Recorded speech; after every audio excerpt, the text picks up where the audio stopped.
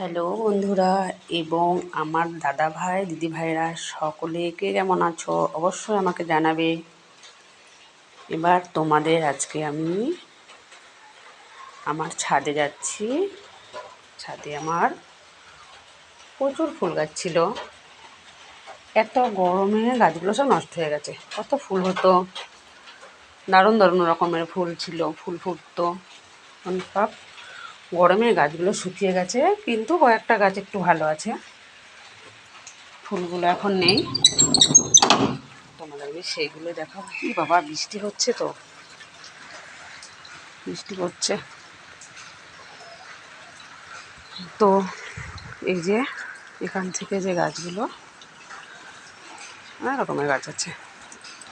জল জমে গেছে একটু, লেবু গাছ, ফুল গাছ।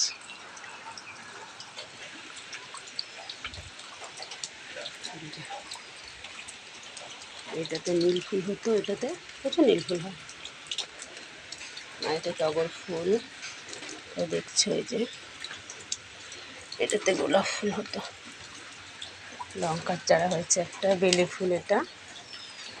এটাতে কি সুন্দর আবির কালারের একটা ফুল হয়। এটাতে সাদা সাদা জবা। এটা গেরুয়া কালারের জবা।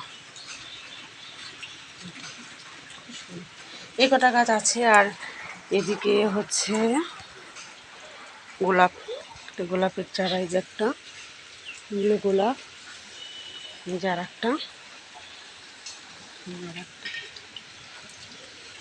এইগুলোতে আমার ছেলে ব্যায়াম করে, এগুলোতে এই যে একটা শেফালি ফুল গাছ, এটা শেফালি ফুল গাছটা ভালো আছে। আর এই যে আমি সবসময় অ্যালোভেরা গাছ, একটা বাচ্চা এনেছিলাম, এরকম এরকম একটা বাচ্চা এনেছিলাম, সেইটা থেকে এত হয়েছে এখন, এত তো বড় বড় হয়েছে। দেখো বড় বড়, প্রচুর বড় বড় হয়েছে, প্রচুর বড় বড়। এই যে নিচের দিকে পড়ে যাচ্ছে, এই যে প্রচুর হয়েছে।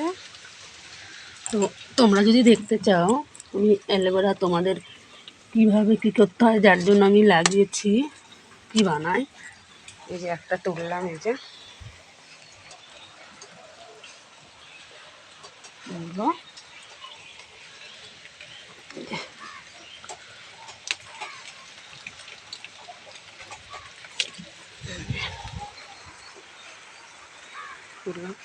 এগুলো তুলে এরকম একটা কষ আছে, এরকম কাট করে রেখে দিতে হয়।